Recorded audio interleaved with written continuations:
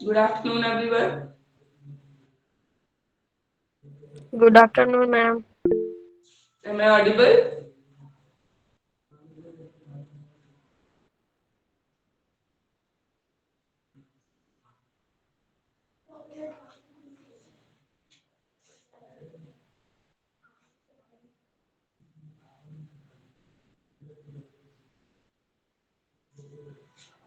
Am I audible to all of you? Please confirm.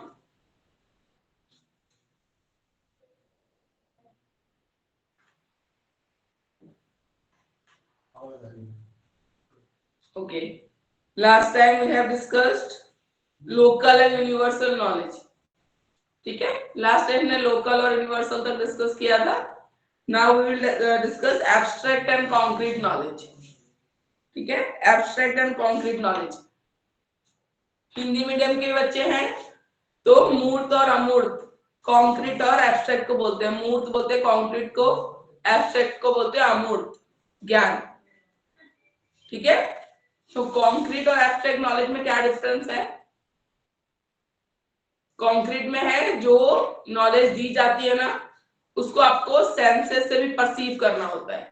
जैसे छोटे बच्चों को अगर आप कुछ सिखा रहे हो ना, तो उनको दिखाना भी पड़ता है.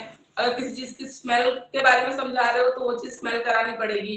सुनने में कैसा है वॉइस, ठीक है, तो वो सुनाना भी पड़ेगा. जितने भी हमारे सेंस ऑर्गन्स है ना, खट्टा मीठा टेस्ट है, ये सॉल्टी है, ठीक है, ये स्वीट है, सारे टेस्ट अगर समझाना है तो आपको टेस्ट करा के भी वो कराना पड़ेगा. ठीक है, दिखाना पड़ेगा या उनको बताना पड़ेगा. तो उसको बोलते हैं हम कॉन्क्रीट नॉलेज. ठीक है, जो चीजें आप जिस जिस टाइप की नॉलेज आप दे रहे हो आपके सेंस ऑर्गन भी परसीव कर रहे हैं.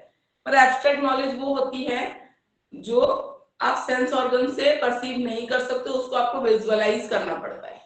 ठीक है, that is called abstract knowledge. Visualise करते हैं, that is called abstract knowledge. ठीक है, तो कॉन्क्रीट नॉलेज में एज सच कोई बहुत डेप्थ में नहीं होता है.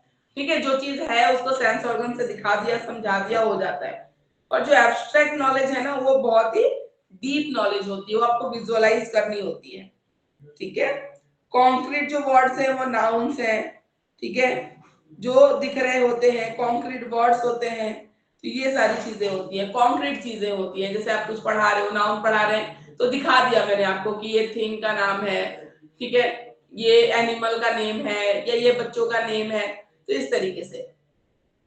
ठीक है, तो कॉन्क्रीट. और एब्स्ट्रैक्ट कॉन्सेप्ट वो होते हैं जो सेंस ऑर्गन से परसीव नहीं कर सकते, आपको विजुअलाइज करना पड़ता है, तो उसको बोलते हैं. ठीक है, कॉन्क्रीट और एब्स्ट्रैक्ट नॉलेज. उसके बाद आते हैं थ्योरेटिकल और प्रैक्टिकल नॉलेज. ठीक है, थ्योरेटिकल और प्रैक्टिकल नॉलेज, नाम सुन के आपको आइडिया लग रहा है.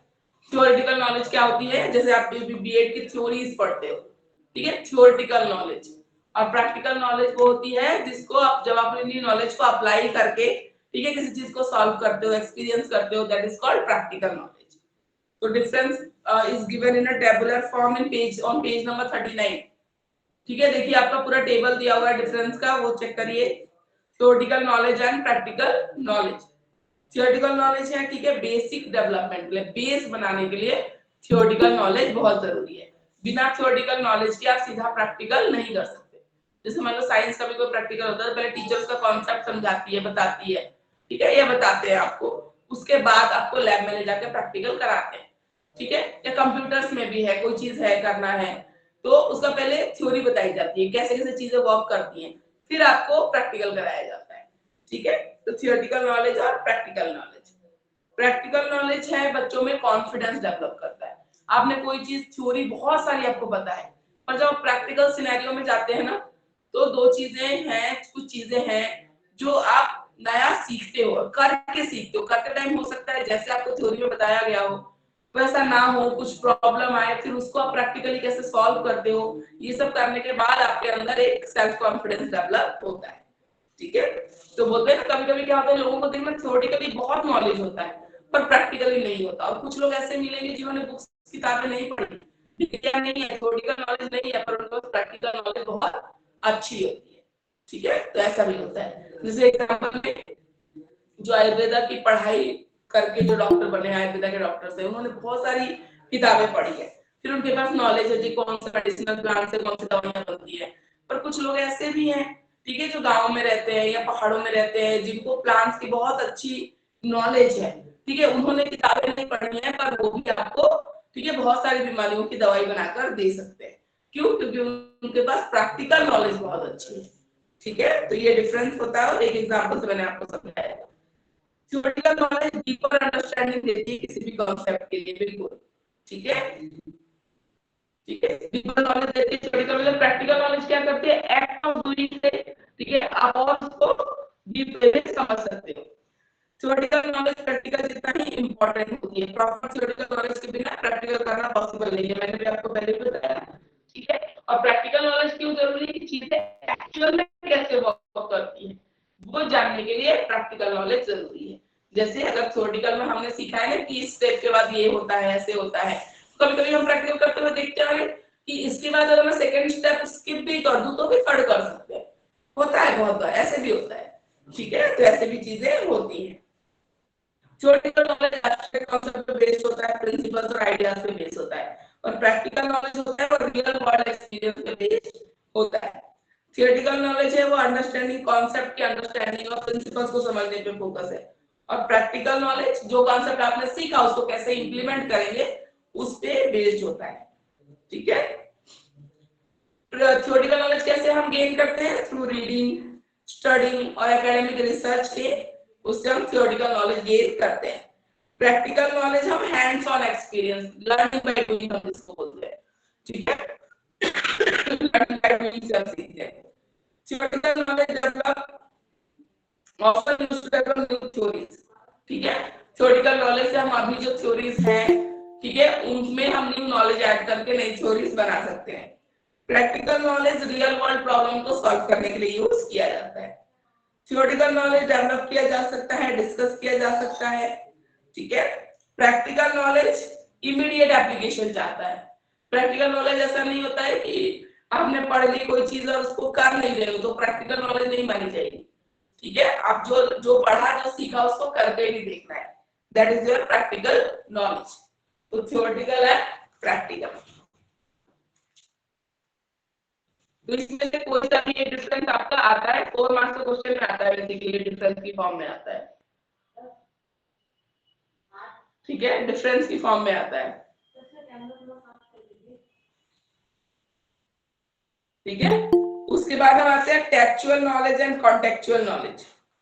ठीक है, textual knowledge and contextual knowledge. कोई बताना चाहेगा कॉन्टेक्चुअल नॉलेज क्या होता है और टेक्सचुअल नॉलेज क्या होता है? कुछ आइडिया है आपको? नोबडी? जो टेक्स्ट को पढ़ के नॉलेज मिलती है, that is called textual knowledge. Contextual knowledge क्या होता है? किस कॉन्टेक्स्ट में, किस सर्कमस्टेंसेस में, किस माहौल में कैसे चीजों को डील करना है, दैट इज कॉन्टेक्चुअल नॉलेज। ठीक है, किस कॉन्टेक्स्ट में, ठीक है, किस कॉन्टेक्स्ट में आपको कैसे डील करना है उसको हम बोलते हैं कॉन्टेक्चुअल नॉलेज। ठीक है, जो टेक्सचुअल नॉलेज है वो major source of teaching and learning है। मैंने एक बुक ले रखी है, आपके पास भी एक बुक है, ठीक है, तो मैं जो पॉइंट्स बता रही हूँ आप भी देख पा रहे हो बुक में। तो टेक्सचुअल नॉलेज क्या है? Major source of teaching and learning क्या होता है? कॉन्टेक्चुअल नॉलेज होता है। ठीक है, कॉन्टेक्चुअल नॉलेज होता है, और कॉन्टेक्चुअल नॉलेज बहुत सारा नॉलेज प्रोवाइड करता है। ठीक है, वो बुक है, बुक ऐसी बुक है, और भी बहुत सारे बुक्स है जिसको पढ़ के आप बहुत सारी नॉलेज ले सकते हो।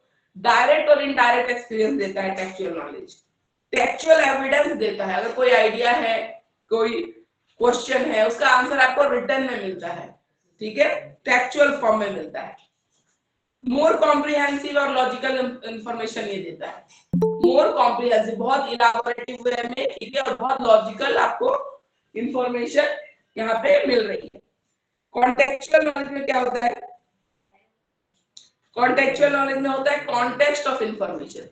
जो इंफॉर्मेशन दी जा रही है उसका कॉन्टेक्स्ट क्या है, किस कॉन्टेक्स्ट में उस बात को बोला गया है, ठीक है, वो होती है कॉन्टेक्चुअल नॉलेज। ठीक है, फैक्टर, अब डिफरेंट फैक्टर्स जो है उससे नॉलेज फॉर्म होती है डिफरेंट कॉन्टेक्स्ट में। तो आपको ये देखना पड़ेगा, जैसे अगर साइंस किसी ने पढ़ा है, फिजिक्स और केमिस्ट्री में ठीक है। एक फॉर्मूला है वो फिजिक्स में थोड़ा अलग होता है, केमिस्ट्री में थोड़ा अलग होता है, थर्मोडायनेमिक्स का है। ठीक है, तो ये देखना पड़ता है किस कॉन्टेक्स्ट में आप बात कर रहे हो। अगर केमिस्ट्री वाला फॉर्मूला आपने फिजिक्स में लिख दिया तो आंसर गलत हो जाएगा, फिजिक्स वाला अगर केमिस्ट्री में लिख देते हो तो भी आंसर गलत हो जाएगा। क्यों? क्योंकि केमिस्ट्री में हम जो कॉन्टेक्स्ट लेते हैं वो थोड़ा कुछ और है, फिजिक्स में जिस कॉन्टेक्स्ट में बात कर रहे हैं वो थोड़ा कुछ और है। ठीक है, टॉपिक सेम है पर जो कॉन्टेक्स्ट हम जो सर्कमस्टेंसेस डिस्कस कर रहे हैं वो थोड़ा अलग होता है, इसलिए उनके जो दोनों फार्मूलाज होते हैं वो थोड़े थोड़े डिफर कर जाते हैं। ठीक है, इसको होता है contextual knowledge. High order thinking and problem solving skills इसमें एनकरेज की जाती है। ठीक है, कैसे कॉन्टेक्स्ट में कैसे आपको डील करना है। Related classroom subjects to everyday life. ठीक है, क्लासरूम सब्जेक्ट्स को एवरीडे लाइफ से रिलेट किया जाता है, किस कॉन्टेक्स्ट में एप्लीकेबल है चीजें। जैसे मान लो पढ़ा रहे हैं, डिफरेंट टाइप्स ऑफ मोशन पढ़ा रहे हैं स्कूल में। ठीक है, पीरियोडिक मोशन है, लीनियर मोशन है, सब पढ़ के आए स्कूल में मोशन है, तो कॉन्टेक्चुअल नॉलेज किस कॉन्टेक्स्ट में इसका एग्जांपल फिट बैठेगा वो एग्जांपल्स टीचर बताते हैं ताकि बच्चों को समझने में क्या हो, आसानी हो, उसको बोलते हैं कॉन्टेक्चुअल नॉलेज। अब टेबुलर फॉर्म में आपको यहाँ पे दिया हुआ देखो पेज नंबर 42। ठीक है, यहाँ पे आपको टेबुलर फॉर्म में दिया हुआ डिफरेंस ये देखिए। कॉन्टेक्चुअल नॉलेज में knowledge of specific and general events and situations और कॉन्टेक्स्ट। ठीक है, टेक्सचुअल नॉलेज में नॉलेज को टेक्स्ट फॉर्म में रिप्रेजेंट किया जाता है।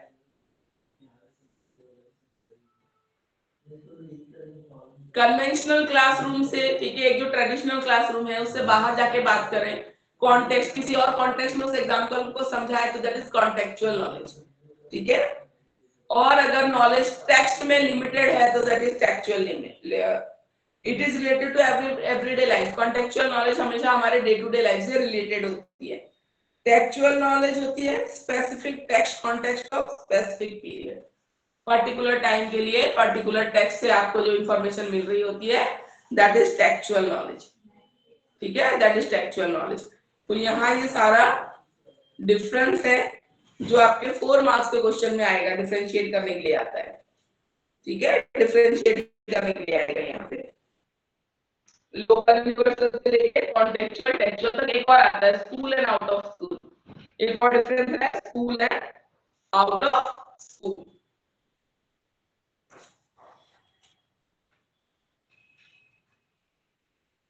आउट ऑफ स्कूल का क्या मतलब है? The students who are present in the class please respond। वैसे ही बच्चे कम हैं और आप लोगों से कुछ पूछा जाता है and you are not answering। ठीक है, अगर आप क्लास में बैठे हो तो प्लीज रेस्पॉन्ड किया करो थोड़ा।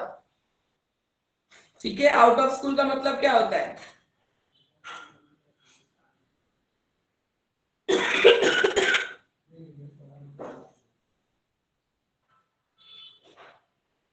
आउट ऑफ स्कूल का मतलब होता है स्कूल आवर्स के अलावा जो टाइम में, ठीक है, स्कूल के बाहर, जैसे आप पिकनिक के लिए जाते हो, आप एजुकेशनल टूर पे जाते हो, ठीक है, समर कैंप ऑर्गेनाइज हो रहा है, ठीक है, ये सब चीजें जब ऑर्गेनाइज हो रही है स्कूल के बाहर अलग टाइम पे, ठीक है,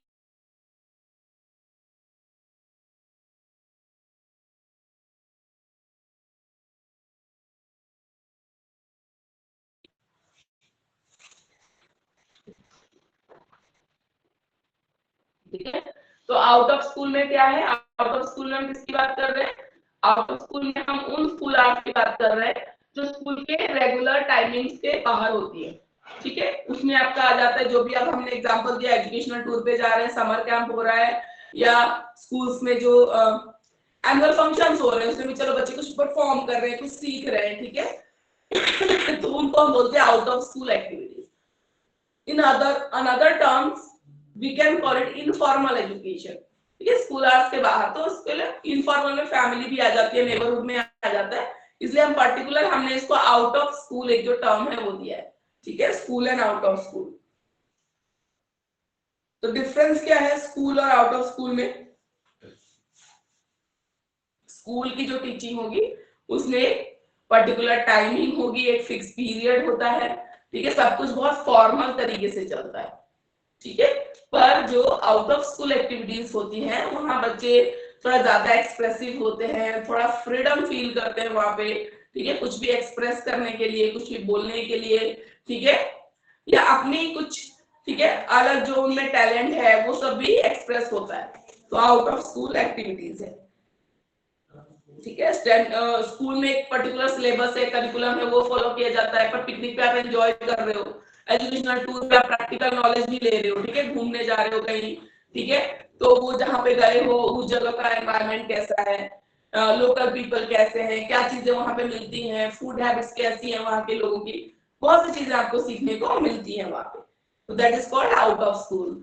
तो I think you have learn the difference between school and out of school.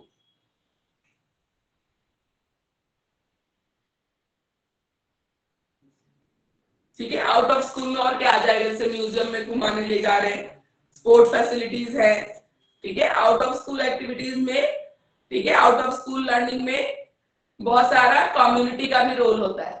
ठीक है, आउट ऑफ स्कूल लर्निंग में स्कूल से भी बहुत सारे एक्टिविटीज ऑर्गेनाइज होती है, और कुछ एक्टिविटीज होती है जो कम्युनिटी से ऑर्गेनाइज होती है, जैसे पार्क में है, मान लो पार्क है, कम्युनिटी पार्क है, उसमें बच्चे जाते हैं तो कभी उसमें कोई ड्राइंग कंपटीशन वगैरह ऑर्गेनाइज कर सकते हैं, 15 अगस्त है, 26 जनवरी है, उसमें बच्चों के लिए कोई, ठीक है, पोस्टर मेकिंग कंपटीशन हो गया, स्लोगन राइटिंग हो गया, ये सब भी ऑर्गेनाइज हो सकता है, तो ये सभी आउट ऑफ स्कूल उसमें आते हैं। ठीक है, उसके बाद आते हैं कल्चर एंड नॉलेज। ठीक है, culture and knowledge, role of culture in knowing. ठीक है, role of culture in knowing, knowing मतलब जानना। ठीक है, जब आप किसी चीज को जानना शुरू करते हो तो आपका नॉलेज कंस्ट्रक्ट होता है। ठीक है, जब किसी चीज को आप जानना शुरू करते हो तो आपका नॉलेज कंस्ट्रक्ट होता है, तो इसमें है role of culture in knowing. Culture का क्या रोल है जानने में?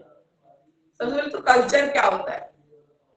ठीक है, कल्चर क्या होता है? ये होता है आपका वे ऑफ लाइफ, आपकी फूड हैबिट, ठीक है, आपके ट्रेडिशनल ड्रेसेस, आपकी फूड हैबिट्स, ठीक है, आपकी लैंग्वेज, ठीक है, आपकी एथनिसिटी, ठीक है, तो ये सब कुछ हमारे कल्चर से रिलेटेड होता है, आपके फोक सॉन्ग है, डांस है, ये सब कल्चर है। ठीक है, और come under the term culture, उसमें आ जाता है, सब कुछ उसके अंदर आ जाता है, कल्चर में आ जाता है। ठीक है, अब होता है कल्चरल हेरिटेज का क्या कॉन्सेप्ट है? ठीक है, कल्चरल हेरिटेज, हम बोलते हैं कल्चरल हेरिटेज, कल्चरल हेरिटेज में हम बहुत सारे मॉन्यूमेंट्स हैं उनको इंक्लूड करते हैं। ठीक है, और कल्चरल हेरिटेज का मतलब होता है, हेरिटेज मतलब जो जनरेशन टू जनरेशन चलती आ रही है। ठीक है, तो कल्चर कैसी है? लर्न क्वालिटी है, आफ्टर बर्थ। ठीक है, सबको पहले से पता नहीं होता हमारा कल्चर क्या है, धीरे धीरे सीखते हैं, अपनी फैमिली में ऑब्जर्व करते हैं, अपने नेबरहुड में, अपनी कम्युनिटी में कि क्या कल्चर है, हम कैसी चीजें कर रहे हैं। ठीक है, that is called the learn quality. तो कल्चर एक लर्न क्वालिटी होती है। The transmitive quality, generation to generation, हमारे पेरेंट्स ने हमें कुछ चीजें सिखाई हैं, हम आगे अपनी जनरेशन को सिखाएंगे, वो आगे अपनी जनरेशन को सिखाएंगे, तो इस तरीके से जो कल्चर है ट्रांसमिटिव होता है, एक जनरेशन से दूसरी जनरेशन में ट्रांसफर होता रहता है। सोशल क्वालिटी, ठीक है, हर सोसाइटी का एक कल्चर होता है। ठीक है, हर सोसाइटी का एक कल्चर होता है, अब वो आप रिलीजन बेस्ड मान लो, आप कम्युनिटी बेस्ड मान लो, ठीक है, या सोसाइटी बेस्ड मान लो। ठीक है, तो सबका अपना अपना एक कल्चर होता है। द क्वालिटी ऑफ आइडियलिज्म, ठीक है, हर कल्चर कुछ ना कुछ आइडियल्स पे, वैल्यूज पे बेस्ड है। ठीक है, कुछ ना कुछ वैल्यूज की जिनको हम मानते हैं, उसी पे हमारा कल्चर क्या है, डिपेंड करता है। ग्रेटिफाइंग क्वालिटी, ठीक है, हमारी जो ह्यूमन बीइंग्स है उनकी बहुत सारी नीड्स है जिसको कहीं ना कहीं फुलफिल्ड करने में कल्चर एक इंपॉर्टेंट रोल प्ले करता है। ठीक है, उसके बाद आता है adaptive and integrative quality. Culture हमेशा एडेप्टिव है और इंटीग्रेटिव है। ठीक है, कल्चर है जैसे आपके पर्टिकुलर उसमें सोसाइटी में कोई कल्चर फॉलो होता है, आप कहीं और जगह जाते हो। ठीक है, अभी जैसा कल्चर है हमारे इंडिया का कल्चर है, बहुत ही मिक्स सा कल्चर है, मिक्स का कल्चर। जब जैसे लोग दूसरे स्टेट से आके कहीं पे मेट्रो सिटीज में रहने लग जाते हैं, तो आप ना, जैसे कोई इंसान, कोई अगर दूसरे स्टेट का है, मान लो हरियाणा का है, कोई इंसान यूपी का है, कोई इंसान साउथ इंडिया से है, सपोज हैदराबाद से आया हुआ है, दिल्ली में जॉब कर रहा है, तो कल्चर कैसी हो जाती है? कल्चर मिक्स, जैसे उनके फेस्टिवल्स भी आप सेलिब्रेट करने लग जाते हो, अगर आप थोड़े साल वहां रह के आए हो, आपको अच्छा लगता है तो आप मनाओगे। हमारे कुछ फेस्टिवल्स अगर उनको अच्छे लगते हैं तो वो सेलिब्रेट करना शुरू कर देते हैं। तो कल्चर ऐसा भी होता है, इंटीग्रेटिव क्वालिटी होती है कल्चर की। ठीक है। उसके बाद आते हैं कल्चर इज ऑलवेज आइडियलाइज्ड। ठीक है, कल्चर हमेशा क्या होता है, एक आइडियलाइज वो शो करता है, एक स्टैंडर्ड होता है, कुछ सेट ऑफ रूल्स होते हैं जो हर कल्चर में फॉलो होते हैं। जैसे मान लो हम दिवाली मनाते हैं, उसके सर्टेन कुछ रिचुअल्स है जिसमें लक्ष्मी गणेश की पूजा करना, ठीक है, दिए जलाना, तो सबका एक जो फिक्स है, एक आइडियल सेट ऑफ स्टैंडर्ड होते हैं जो हम फॉलो करते हैं। Culture meets the recurring demands of mankind. अभी हमने बोला generation to generation different demands होती है जिनको हमारा कल्चर पूरा करता है। ठीक है, moods of nature and environment, ठीक है, कोर्स ऑफ हिस्ट्री है, हिस्ट्री से आई हुई है और धीरे धीरे एडाप्ट भी होती है। पहले हैं जो लोग होते थे ना, बहुत सारे स्ट्रिक्ट रूल्स मानते थे बहुत सारी चीजों में। अब इंसान धीरे धीरे फ्लेक्सिबल हो गया है। ठीक है, फ्लेक्सिबल हो गया। अगर ये चीज नहीं मिल रही है, ठीक है, या नहीं कर पा रहे, हम मेट्रो सिटीज में है तो हमने उसका कुछ और ऑल्टरनेटिव ढूंढ लिया कि चलो ये नहीं मिलता तो ऐसे कर लेंगे, वो नहीं मिलता तो वैसे कर लेंगे। ठीक है, तो कल्चर धीरे धीरे चेंज भी होता है, जैसे जैसे सोसाइटी में चेंजेस आती है उस हिसाब से अडॉप्ट भी होती जाती है चीजें। जैसे सिर्फ दिवाली में पहले सिर्फ मिट्टी के दिए जलते थे, ठीक है, धीरे धीरे फिर कैंडल जलाने लगे लोग, अब लाइट्स है मोस्टली, ठीक है, दिए बहुत कम जलते हैं, मिट्टी के दिए बहुत ही कम जलाए जाते हैं। ठीक है, तो कैंडल्स लोगों को इजी टू हैंडल लगता है तो लोग कैंडल्स जला लेते हैं। लोग लाइट सबसे इजी टू हैंडल है, आप एक बार लगा लो घर में और दिवाली के कुछ दिन पहले से लेके बाद तक भी वो स्विच ऑन करोगे वो जलता रहेगा। ठीक है, तो लोग अपना कंफर्ट भी देखते हैं, दिए में तेल को डालना, बाती डालना, जलाना। ठीक है, अभी लोगों को बहुत एक बड़ा सा टास्क लगता है, फिर वो ऑयल को बार बार देखना पड़ता है, खत्म हो जाए तो उसको फिल करना पड़ता है। तो ठीक है, लोग जो इजी टू आप कर सकते हो, इजी टू डू जो चीजें हैं वो करना प्रेफर करते हैं। ठीक है, जो काम है सबके पास इतना टाइम नहीं है।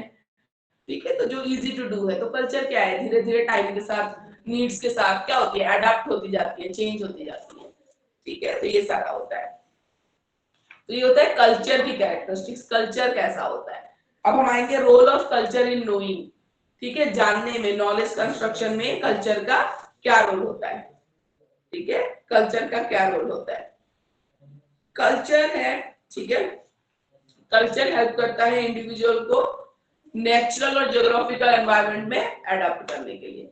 ठीक है, आप हर स्टेट की अपनी एक ज्योग्राफी है, ठीक है, अपना एक नेचुरल सराउंडिंग है, एनवायरनमेंट है। तो कल्चर सालों से, जैसे पहाड़ी जगह पे जो लोग रहते हैं जहाँ ठंड ज्यादा लगती है, तो उनके खाने पीने का, पहनावे का तरीका हम लोगों से अलग है। जो प्लेन एरियाज में रहते हैं और जो हिली एरियाज में रहते हैं, ठीक है, उनका अलग है। तो कल्चर आपको कहीं ना कहीं वो जो ज्योग्राफिकल वेरिएशंस हैं उनमें अडॉप्ट होने में हेल्प करता है। ठीक है, जैसे कश्मीर के लोगों का पहनावा देख लो और हम प्लेन एरियाज जो दिल्ली में है, हरियाणा में है, ठीक है, इधर के स्टेट का नॉर्थ वालों का देख लो, प्लेन एरियाज में जो रह रहे हैं, ठीक है, या फॉरेस्ट एरियाज में जो रह रहे हैं, ठीक है, सबका जो खान पान है, जो आपका वो है ड्रेसअप करने का तरीका है, ये सब कुछ ही अलग होता है। तो कल्चर उसमें हेल्प करता है, क्योंकि शुरू से हमारे फोर फादर्स ने ऐसा बना रखा है, फिर उससे नेक्स्ट जनरेशन ने सीखा, फिर उसकी नेक्स्ट जनरेशन ने सीखा, तो इस तरीके से सोशल और पॉलिटिकल एनवायरनमेंट में हेल्प करने में भी कल्चर हेल्प करता है। ठीक है, सोशल एनवायरनमेंट में हेल्प करने में भी हेल्प करता है, सोसाइटी में कैसे आपको अडॉप्ट करना है, और पॉलिटिकल एनवायरनमेंट भी। ठीक है, पॉलिटिकल एनवायरनमेंट में भी कल्चर, एक पॉलिटिकल कल्चर भी होता है, पॉलिटिकल कल्चर। ठीक है, जैसे किसी स्टेट में है तो वहां के लोग मान लो एक पर्टिकुलर किसी भी पॉलिटिकल पार्टी को ज्यादा मानते हैं, सालों साल वही पार्टी जीत रही है, तो that is called political culture. ठीक है, पॉलिटिकल कल्चर। तो वो भी कल्चर, कल्चर में again political culture, social culture आपका। तो पॉलिटिकल कल्चर कहीं ना कहीं आपको हेल्प करती है उस पॉलिटिकल एनवायरनमेंट में एडजस्ट होने में। कल्चर हार्मोनियस डेवलपमेंट होता है एक इंडिविजुअल पर्सनालिटी का, हार्मोनियस डेवलपमेंट। ठीक है, वो ओवरऑल डेवलपमेंट में कहीं ना कहीं हेल्प करता है। कल्चर आपको बहुत सारी चीजें सिखाता है, वैल्यूज सिखाता है। ठीक है, आपकी फूड हैबिट, जो एक हेल्दी वे में कैसा फूड हैबिट होना चाहिए, वो सब सिखाता है। जैसे मकर संक्रांति का टाइम होता है, अभी जनवरी में आ जाएगा, ठीक है, मकर संक्रांति के टाइम पे विंटर होता है, सर्दियों का टाइम होता है, तो उसमें गुड़ से बनी चीजें और ये सब चीजें जो बॉडी को गर्म रखती है और हेल्दी होती है, ठीक है, वो सब चीजें बनाई जाती है। उसमें अदरक वगैरह डाला जाता है, जो ऑब्वियसली विंटर का टाइम है, सबको कोल्ड एंड कफ ये सब हो रहा होता है, तो आपके हेल्थ के लिए भी अच्छा है। और वो कहीं ना कहीं वो culture generation to generation follow होता आया है कि मकर संक्रांति में ये सब चीजें बनेंगी, तो उसका कहीं ना कहीं एक साइंटिफिक लॉजिक भी रहता है कि क्यों ये सब चीजें खाई जा रही है उस टाइम पे, ये बनाई जा रही है। ठीक है, तो ये होता है। उसके बाद culture impact the AIIMS and objectives of education and knowledge. Culture कहीं ना कहीं एजुकेशन के एम्स और ऑब्जेक्टिव्स को इफेक्ट करता है। ठीक है, कैसे इफेक्ट करता है, आपको क्या लगता है कैसे इफेक्ट कर रहा है? जैसे मान लो जिस कंट्री का जैसा कल्चर होता है ना, एजुकेशन सिस्टम भी वहां का वैसा ही होता है। जैसे हमारी कंट्री कैसा है, डेवलपिंग कंट्री है, डेवलप नहीं है डेवलपिंग है, तो हम किस पे फोकस करते हैं, हम जॉब जनरेशन पे। ठीक है, जितना हम जॉब ज्यादा से ज्यादा जनरेट कर सके ताकि जो इनकम है, ठीक है, जो जीडीपी है वो बढ़े, इंडिविजुअल इनकम बढ़े, ठीक है, लोगों की। तो ये सब चीजें हैं, तो हमारी डेवलपिंग कंट्री है, तो हमारा फोकस होता है, ठीक है, इंडस्ट्रीज बढ़े, जॉब आए हमारी कंट्री में, लोग पर कैपिटा इनकम है वो बढ़े लोगों की, ठीक है, इनकम बढ़े। बाकी जो बहुत ही ज्यादा रिलीजियस कंट्रीज है, ठीक है, पाकिस्तान वगैरह का ले लो, जो बहुत ज्यादा रिलीजन में बिलीव करते हैं, उनका एजुकेशन सिस्टम भी वैसा ही होता है। ठीक है, उनके एजुकेशन सिस्टम में ज्यादा जो नई साइंटिफिक चीजें हैं, ठीक है, या टेक्निकल चीजें हैं, उन पे फोकस कम किया जाता है। ठीक है, उस पे रिलीजन पे फोकस ज्यादा रहता है, रिलीजियस चीजों पे फोकस ज्यादा रहता है, रिलीजन के बारे में ज्यादा पढ़ाते हैं। तो जैसा कल्चर होता है ना, वैसे ही वहां का एजुकेशन सिस्टम होता है। ठीक है, जैसे डेवलप्ड कंट्रीज है, अमेरिका वगैरह ले लो, डेवलप्ड कंट्रीज है, ठीक है, उनका एजुकेशन सिस्टम बिल्कुल जो लेटेस्ट डेवलपमेंट्स होती हैं उनके बारे में पढ़ाना, ठीक है, बाकी सारी चीजें हैं उनके बारे में बताना, लेटेस्ट जो चीजें हैं उनको बताना, सारी टेक्नोलॉजी सिखाना जो नहीं आ रही है। तो ये सारा तो कल्चर कहीं ना कहीं डिपेंड करता है कि एजुकेशन सिस्टम कैसा होगा, उसके एम्स एंड ऑब्जेक्टिव्स कैसे होंगे। Culture influences the framework of curriculum. Curriculum क्या होता है, आप पढ़ के आए हो, ठीक है, करिकुलम क्या होता है, आपका जितना भी स्टडी करना है, कैसे सब्जेक्ट पढ़ने हैं, कौन से टॉपिक्स इंक्लूड करने हैं, तो that is all come under curriculum. तो करिकुलम कैसा हो, जैसे मैंने बोला कि अगर इंडिया डेवलपिंग कंट्री है और जॉब जनरेशन पे फोकस करती है, तो हमारे करिकुलम में वोकेशनल जो सब्जेक्ट्स हैं वो डाले जाने चाहिए।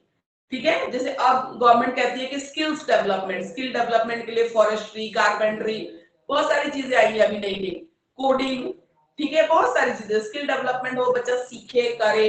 तो हमारे करिकुलम में वो सब्जेक्ट्स इंक्लूड किए जा रहे हैं जिससे जॉब में आगे आपको हेल्प मिलेगी, जिससे आपके स्किल्स रिफाइन होंगे, स्किल्स डेवलप होंगे।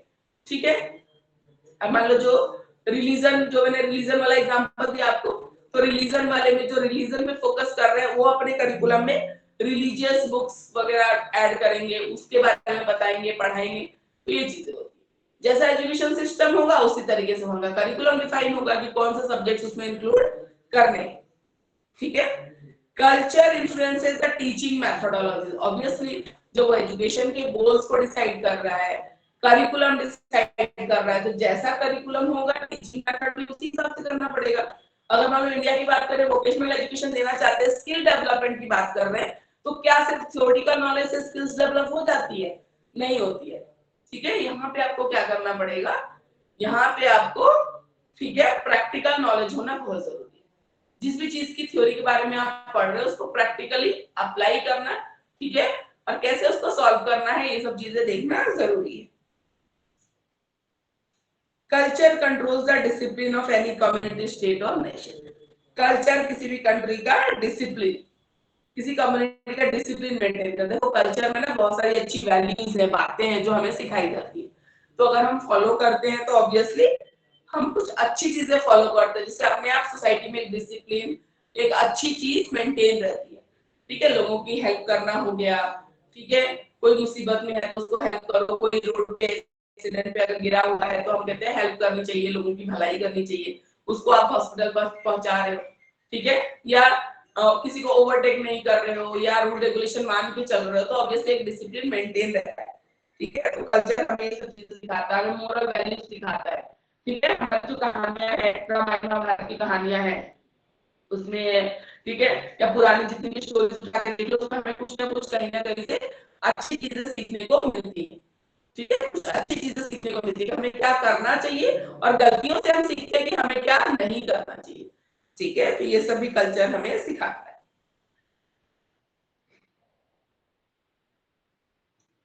इंस्टीट्यूशनल कल्चर, ठीक है, ट्रेडिशन और प्रोग्रेशन ऑफ कम्युनिटी और स्टेट उस पर डिपेंड करता है। Culture influences children development, their knowledge, ठीक है, कल्चर ऑब्वियसली बच्चों का डेवलपमेंट इन्फ्लुएंस करता है, बचपन से वो सारी चीजें देख रहे होते हैं। उसका role of culture in doing, जानने में कल्चर का क्या रोल है। Perception and interpretation, perception and interpretation, culture हमारा परसेप्शन, ठीक है, और इंटरप्रिटेशन हमारी आसपास की चीजों को लेके कल्चर डिसाइड करता है। हम चीजों को कैसे परसीव करते हैं, ठीक है, हमारा कल्चर डिसाइड करता है। ठीक है, और जैसे मान लो कि अगर हमारा पैर किसी को लग जाता है, ठीक है, तो हम ऐसे करते हैं, या मतलब वो करते हैं, सॉरी करने का तरीका, या सॉरी हम बोल देते हैं, क्यों बोल देते हैं, ठीक है, बाकी नहीं, ये बात है कि हम अगर मानते हैं कि डिसरेस्पेक्ट होता है, ठीक है, हम मानते हैं कि एक डिसरेस्पेक्ट का फॉर्म होता है कि पैर आपका लग रहा है, किसी को तो सॉरी बोलना एक जेन्युइन जेस्चर है जो आई थिंक आपको करना चाहिए। तो कल्चर हमें बचपन में चीज सिखाई गई है, तो हमारे हमारे परसीव करने का तरीका है, हम इस चीज को ऐसे देखते हैं कि पैर लग गया तो एक डिसरेस्पेक्ट का साइन है, तो वी हैव टू अपोलोजाइज, ठीक है, ये चीज होती है। तो हम कैसे चीजों को देखेंगे, या मान लो हमारे कल्चर में अगर ये नहीं सिखाया है, ठीक है, तो हम मेरे लिए नॉर्मल रहेगा कि चलो किसी को लग गया, इतना मेरे को बोलने की जरूरत नहीं है, इतना मुझे बोलने की जरूरत नहीं है, कोई दिक्कत नहीं है। पर हमारे कल्चर ने जैसा सिखाया हम चीजों को वैसे परसीव करते हैं, ठीक है, वैसे परसीव करते हैं, वैसे देखते हैं अपनी अगल बगल की चीजों को। ठीक है, सोशल इंटरेक्शन, जेंडर रोल, ठीक है, ये सब हमारा कल्चर ही डिसाइड करता है। अब तो फिर भी बहुत चेंज हो गया, तो जेंडर रोल में बहुत पहले बहुत स्पेसिफिक था कि मेल है उसका काम है जॉब करना, पैसे अर्न करना, जो फीमेल है उनका काम है घर संभालना। ठीक है, तो इस तरीके से तो ये सब कल्चर का जो जेंडर रोल डिसाइड होता है, चीजों को परसीव करने का तरीका डिसाइड होता है, ये कहीं ना कहीं हमारा कल्चर रिलेटेड ही होता है। लैंग्वेज एंड कम्युनिकेशन, ऑब्वियसली, ठीक है, लैंग्वेज एंड कम्युनिकेशन होता है। लैंग्वेज आप अपने कल्चर से रिलेटेड लैंग्वेज होता है वो आप सीखते हो, बचपन से घर में बोलना सीखते हो। प्लस कम्युनिकेशन का जो तरीका होता है, ठीक है, कम्युनिकेशन का जो तरीका होता है वो भी आपका कल्चर से ही आता है। सोशलाइजेशन एंड एजुकेशन, ठीक है, सोशलाइजेशन एंड एजुकेशन, सोशलाइजेशन होता है कैसे आप सोशलाइज करते हो लोगों के साथ, ये सब भी आपको कल्चर ही सिखाता है। Education, epistemology and ways of knowing, ठीक है, एपिस्टेमोलॉजी होती है थ्योरी ऑफ नॉलेज, ठीक है, नॉलेज कैसे मिलता है, ठीक है, कैसे जस्टिफाई करना है, कैसे वैलिडेट करना है, इन सारी चीजों को हम बोलते हैं एपिस्टेमोलॉजी। तो कल्चर कहीं ना कहीं इस पे भी इम्पैक्ट होता है कल्चर का, कि नॉलेज कैसे मिलेगी। ठीक है, हम बोलते हैं कि हमारे ग्रंथों में बहुत नॉलेज है, वेद पुराणों में बहुत नॉलेज है, तो वो अच्छी चीजें अगर हम सीख गए, हम बोलते हैं ना कि प्लास्टिक सर्जरी फॉरेन में स्टार्ट होने से पहले सुश्रुत है, उन्होंने कर दी थी हजारों लाखों साल पहले।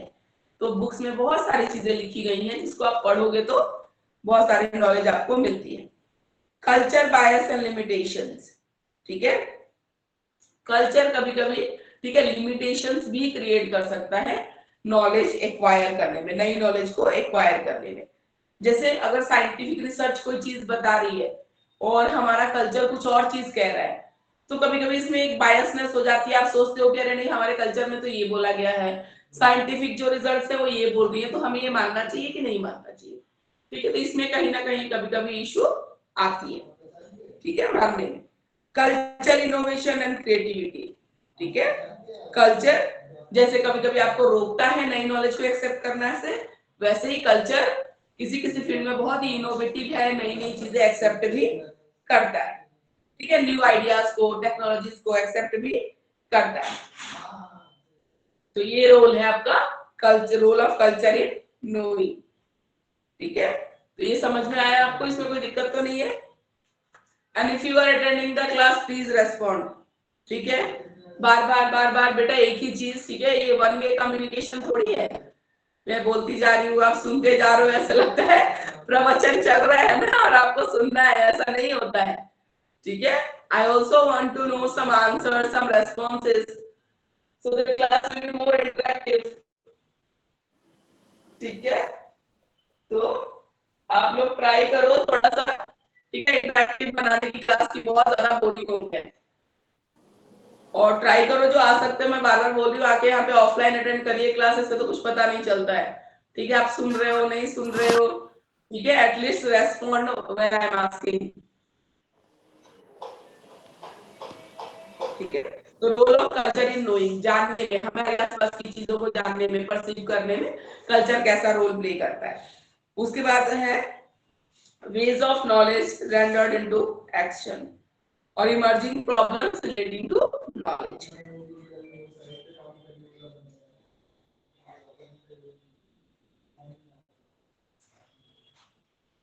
यहाँ पे फिलोसफी आ गई सीधा, सांख्य वेदांत भी तो ये है ना, emerging problems.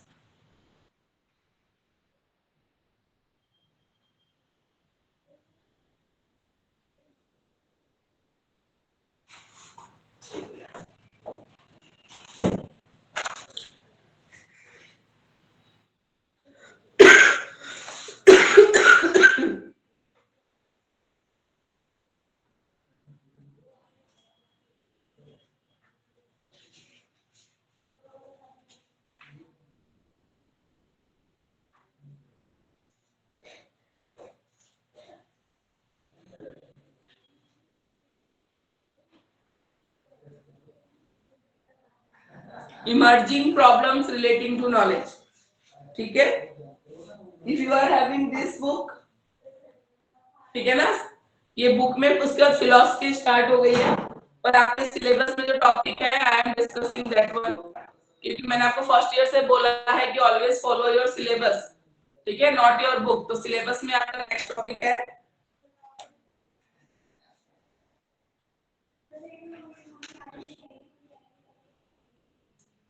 Emerging problems relating to knowledge and ways of knowledge rendered into action. ठीक है, ways of knowledge rendered into action. तो ways of knowledge rendered into action क्या होता है? जो भी आपने सीखा है ना, उसको प्रैक्टिकली करके देखना। ठीक है, तो इसके क्या क्या तरीके हो सकते हैं? इसके प्रॉब्लम सॉल्विंग, जब आप लाइफ में कोई प्रॉब्लम को सॉल्व कर रहे हो, या पढ़ाई में देख लो, अगर थ्योरेटिकली टीचर ने कुछ सिखाया और प्रैक्टिकली आपने उसको करके देखा, तो दैट इज प्रॉब्लम सॉल्विंग में।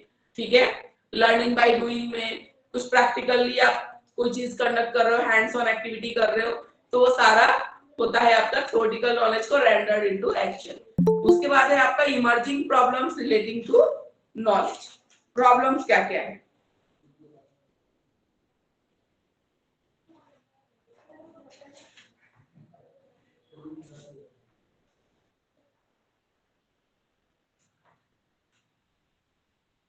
Emerging problems relating to knowledge.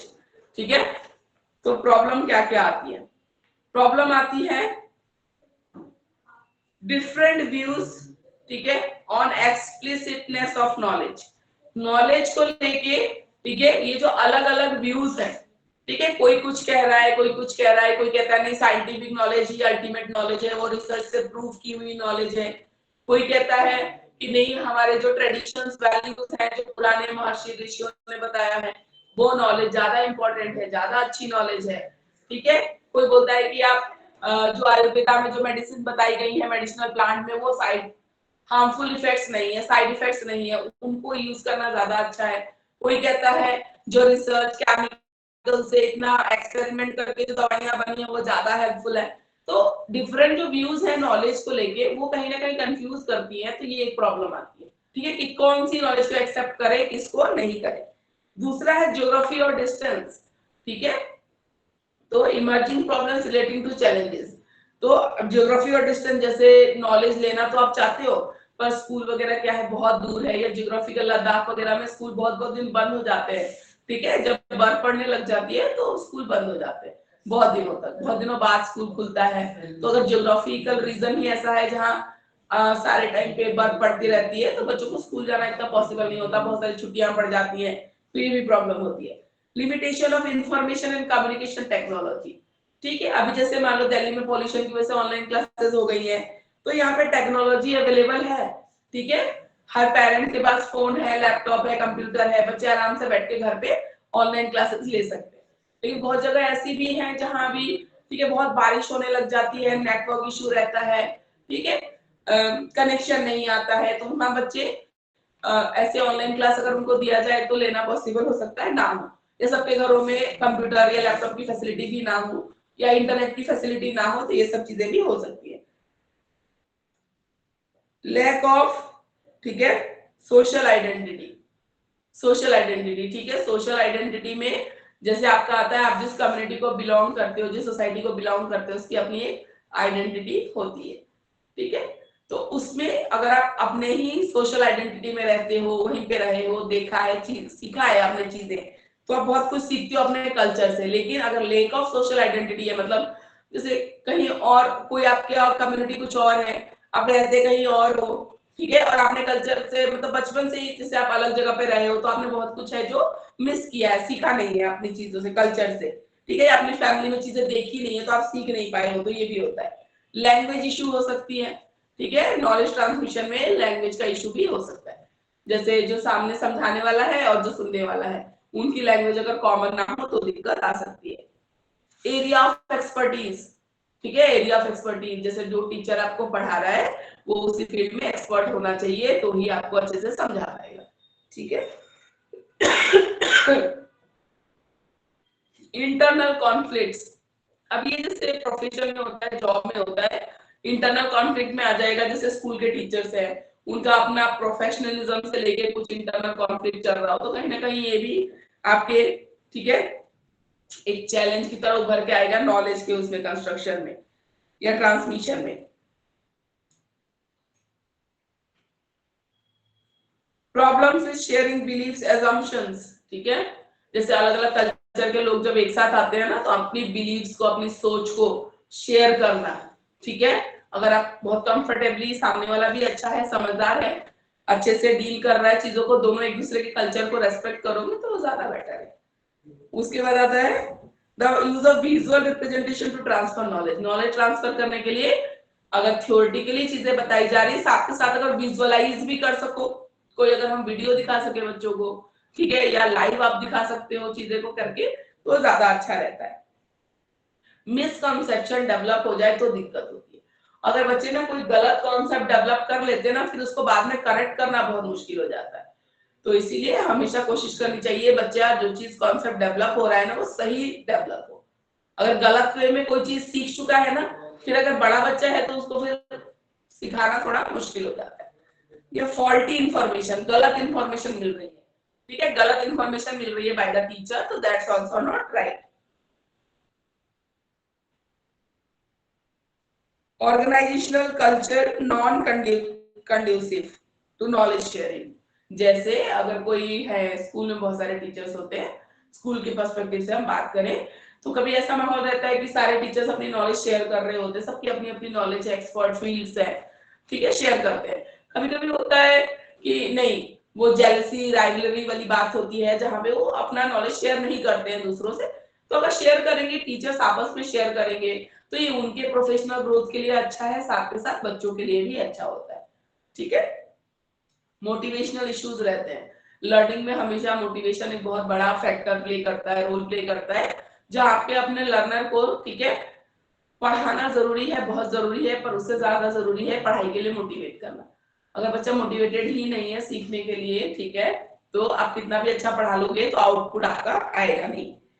Lack of trust, जब तक बच्चा लर्नर है वो टीचर पे ट्रस्ट एक डेवलप नहीं करता है, ठीक है, आजकल ये चीज इश्यू देखने में आती है, ठीक है, क्योंकि आजकल सबके पास गूगल है, सब कुछ है, टीचर जो भी पढ़ा रहा है ना, तो तुरंत जैसे गूगल से देख के आते हैं, ये है वो है, क्योंकि एक चीज को समझाने का दो तीन तरीके होते हैं। मान लो टीचर ने किसी मेथड से सिखाया है, बच्चे को गूगल ने कोई और मेथड बताया, तो वो जाके सीधे टीचर पे सवाल कर देता है, ठीक है, कि मैम आपने तो गलत पढ़ाया या सर आपने तो गलत पढ़ाया है। तो जब तक एक लर्नर एक टीचर पे ट्रस्ट वो डेवलप नहीं करेगा, तब तक लर्निंग पॉसिबल नहीं होती है। तो टीचर समझाता है कि नहीं बेटा, इसके दो तीन मेथड्स होते हैं, जो आप बता रहे हो बिल्कुल उस मेथड से भी कर सकते हैं, लेकिन टीचर के पास इतना टाइम नहीं होता बेटा कि क्लास में तीनों मेथड से समझाए जाए, फिर बच्चा कंफ्यूज हो जाएगा किस मेथड को अप्लाई करके सॉल्व करना है, ठीक है। तो ये चीजें आती है, इसलिए टीचर एक पर्टिकुलर इजी वे जो होता है, या उनको लगता है जो सबके लिए अंडरस्टैंडिंग होगा, ठीक है, वो मेथड टीचर लेके चलता है, जो सारी क्लास अच्छे से कर ले।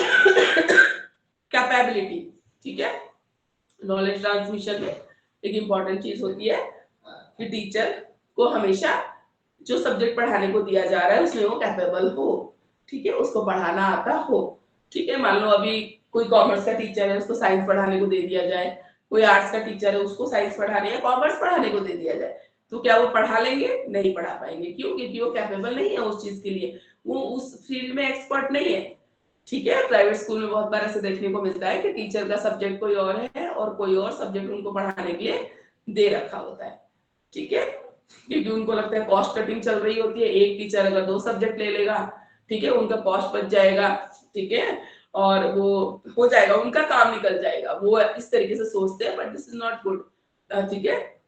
बच्चों के नजरिए से सोचे तो ये चीज बिल्कुल ही गलत है, ठीक है, क्योंकि वो टीचर जो पढ़ा रहा है वो उस चीज के लिए कैपेबल नहीं है, उसका वो एक्सपर्ट नहीं है, ठीक है, तो ये चीज हो जाती है, तो यहाँ पे प्रॉब्लम आती है, ठीक है। जो पढ़ा रहे हैं वो उस फील्ड में जरूर ही कैपेबल होने चाहिए। तो यहाँ पे आपका सेकंड यूनिट, ठीक है, सेकंड यूनिट का ये पॉइंट ओवर होता है। इसके बाद आती है फिलोसफीज, ठीक है। फिलोसफी क्या होती है मैं थोड़ी सी आपको एक्सप्लेन करती हूँ। In next class we will explain the philosophies because the number of student is less, so we will conclude this class at 5 o'clock, ठीक है, the number is very less। और इस तरीके से आपकी अटेंडेंस कम रही बेटा फिर तो सोचना पड़ जाएगा क्लास के लिए, ठीक है। सो अपने बाकी दोस्तों को भी बोलो जो क्लास अटेंड कर सकते हैं, ऐसे उन सबके चक्कर में ना आप लोगों को भी प्रॉब्लम आएगी फिर, ठीक है। The number is very less, so we have to end it at 5 o'clock। तो फिलोसफी क्या होती है वो सोच देख ले, थोड़ा सा एक्सप्लेन कर दे। बाकी Indian philosophies and western philosophies, इसमें वेरी वेरी इंपॉर्टेंट जो फिक्स क्वेश्चन है आपका आना ही है, ठीक है। इंडियन फिलोसफी में से एक आएगा ही आएगा और वेस्टर्न में से भी एक फिलोसफी जरूर आती है। फिलोसफी क्या होती है? वे ऑफ थिंकिंग होती है, आप कैसे सोचते हो, लाइफ को किस तरीके से देखते हो, दैट इज फिलोसफी। हर एक की अपनी फिलोसफी ऑफ लाइफ होती है, ठीक है। फिलोसफी ऑफ लाइफ, किसी की फिलोसफी ये है कि सच बोलना है, अच्छे काम करने हैं, ठीक है, बाकी उतने में मैं जितना सक्सेस अचीव कर पाता हूँ दैट्स एनफ फॉर मी। कुछ की फिलोसफी ऐसी होती है कि नहीं मुझे ये अटेन करना है, चाहे मुझे इसके लिए झूठ बोलना पड़े, चीट करना पड़े, फ्रॉड करना पड़े, आई विल डू दैट, ठीक है। तो अपनी अपनी लाइफ की अपनी अपनी फिलोसफी होती है। तो ऐसे ही हमारे इंडिया में, ठीक है, 2 फिलोसफीज हैं जो आपको पढ़नी है, फिलोसफीज और भी हैं पर आपकी जो बुक में तो पढ़नी है, Sankhya philosophy and Vedanta philosophy, we will discuss in next class. और वेस्टर्न फिलोसफी में आपको पढ़नी है आइडियलिज्म पढ़ना है, आदर्शवाद जिसको हम बोलेंगे हिंदी में, नेचुरलिज्म पढ़ना है, प्रकृतिवाद। थर्ड वन इज प्रैग्मेटिज्म, ठीक है। प्रैग्मेटिज्म होता है प्रयोजनवाद, प्रयोजन मतलब जरूरत, प्रैक्टिकल, ठीक है, जिसमें हम बात करेंगे प्रैक्टिकल, जो चीज जरूरी है वो करो। उसके बाद आता है एग्जिस्टेंशियलिज्म, ठीक है, एग्जिस्टेंशियलिज्म, एग्जिस्टेंस के लिए जो फिलोसफी है दैट इज एग्जिस्टेंशियलिज्म। ये चारों वेस्टर्न फिलोसफीज हैं, ठीक है, और इनको हम डिस्कस करेंगे नेक्स्ट क्लास में। So we are ending the class, thank you so much for attending.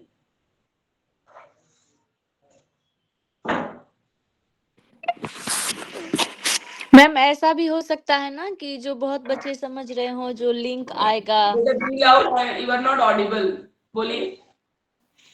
Ma'am मैं ये बोल रही थी कि बहुत बच्चे मतलब ऐसे समझ रहे होंगे जो और भी क्लास मतलब लिंक आने वाला है तभी वो ज्वाइन करेंगे, उनको ये भी पता ना हो कि पहले लिंक बात। तो शायद भेज दिया है ना मैम ने, सबको ही भेज दिया है।